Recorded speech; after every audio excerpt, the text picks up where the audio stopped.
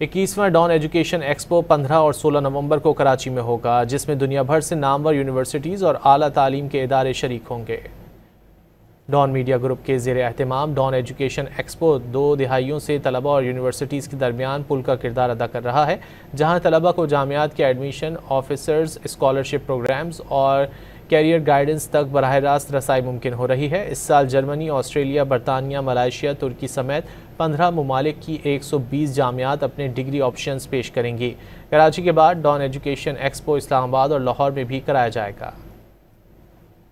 21वां don education expo 15 और 16 नवंबर को कराची में होगा, जिसमें दुनिया भर से नामवर यूनिवर्सिटीज़ और आला तालीम के इदारे शरीक होंगे।